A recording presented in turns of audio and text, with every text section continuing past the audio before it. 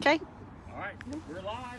It's Dr. Gordon and Lynda coming at you Facebook Friday from Southeastern Fertility. It's Friday, and it's the Snowmageddon edition. We are ready. We are ready for snow to come to East Tennessee. That's right. How much is coming?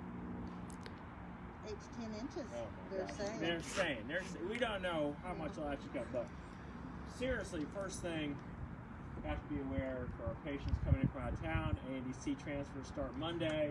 So you may want to come up. May want to come early, okay? And monitoring patients, please be careful when you come into the office and you get it right. Yes, very careful. Snow removal in East Tennessee sometimes consists of Nothing. waiting for the sun to come out, Yes. right? That's my understanding. That right? is correct. And you are ready to shred, Lynda. Look at this outfit you've got. She's got her ski lift ticket.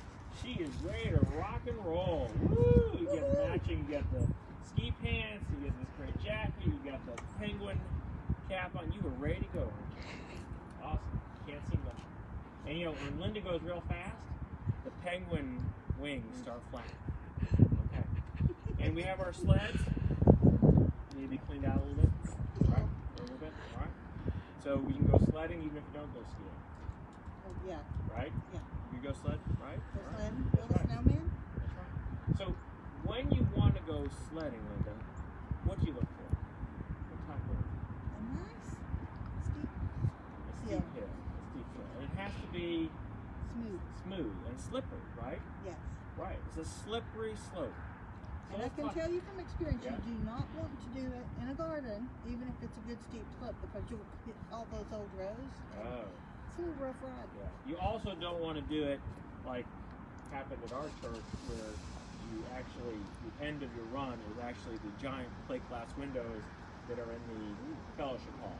And we actually had one of my friend's sons, that was a great idea to go sledding there at National Presbyterian Church, and managed to, Did they get it? they survived it, but the window exploded. The window didn't? Yeah, and Susanna was standing there and actually had this LL Bean snowsuit on, and it protected her. And the only part of her face was exposed just this little bit, and she got a little tiny cut here, but the glass just exploded. Wow. So when you're sledding, kids, be careful. Be careful Be where careful. the end Be is. careful. That's right. It's not So fun be to go careful. in the creek either. Right, and that the creek would not, or the road, right? Or the barbed wire fence. Or the barbed wire fence, exactly. So these are, not that you've ever done that, Oh, but yeah. these are life lessons that Yeah. maybe you should take to heart. Roll off before you get to Roll the off, end. that's right. Always bail out. Right? Bail.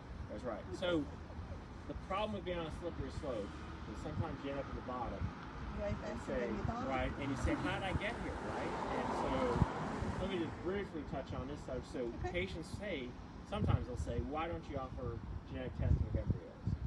And Okay. one of the things we talk about is that it's a slippery slope, right? Where do you draw the line? Like, what are you testing for? You know, are you testing for some inherited disease that could cause significant problems? Are you testing for just genetics to make sure it's normal?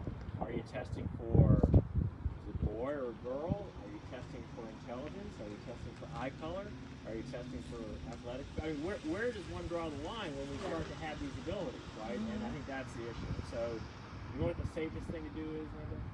Don't test. Don't go on that slope, right? Just don't take the slope. And so, I mean, these are all, and there are a lot of patients that had happy outcomes with their genetically tested embryos, but it creates issues, right? I get a call every month, or at least 1 or 2 calls a month. They tested my embryos, they're not normal, they won't let me do a transfer. But they tell me it's 99% accurate, so it means a 1% chance that it's not accurate. So can I come and bring those embryos to you to do a transfer? I mean, these are issues that come up Yes. that are difficult to discuss, because patients say, well, I wouldn't have done testing, but I thought they're all going to be abnormal. So it is a slippery slope in reproductive medicine. If you take that first step, whoosh, sometimes down at the bottom going, What just happened? what happened? Exactly. How did I end up down here? So that's why, you know, we've elected we're just not taking that first step. And I tell patients, if it's okay, if that is something you want and it makes sense to you, more power to you, but we don't do it here. You're welcome to go. There are certainly practices that do it, and it's not a problem. But it does raise questions. There are questions about how accurate it is, or questions about how much does it improve, or does it even improve outcomes. And big study that came out suggested for patients less than 35 may not change the outcomes. So again, the question is, what are we doing? What are we testing for? Why are we testing? And why are we getting on that slippery slope? Why? You know, I often wonder too, would the biopsy cause problems where the embryo ends up being abnormal where it wasn't before it was tested? Right. That is the question. I mean, that is wonder. one of the issues. Saying if the actual pregnancy rate is not as high as you anticipated, could it be the biopsy itself is causing problems? And maybe that's also not even consistent. Who does the biopsy? Where it's done? You know, the experience. Is the person tired that day when they're doing it? Tired? Are you tired? Sometimes when you're tired, you make mistakes. You're almost there. You're never tired. I'm never tired. That's right. You Because gotta she do a little bit never more. goes home. She works all the time. Gotta give a little bit more R. Tard. Tard and feathered? Yeah. Tard. All right. Well, I'm tired today. that's right. Well, we're tired of waiting for the snow. Yes, I want it to We're hoping come. the snow comes, and we're hoping that y'all who go out there on those slippery slopes, please be careful. And Dr. Peter, you're kind of wondering what the heck is going on. You might go sledding with us. Yeah. I got extra sleds. Well, anyway, we hope that You we're not. pulling, I'll push. That's right. We hope that we're not in the cast when y'all come see us on Monday. So let's hope we're not having to visit the ER.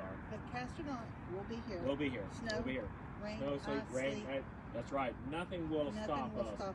from our planted grounds. That's right. Well, wish y'all a wonderful weekend. Please be safe. Okay. Please be careful out there, especially if we do get some white fluffy stuff coming from the sky. And just beware of slippery slopes, right, Linda? Right. Right. All right. Well, y'all take care, and we'll see you next week on Facebook Friday. Bye.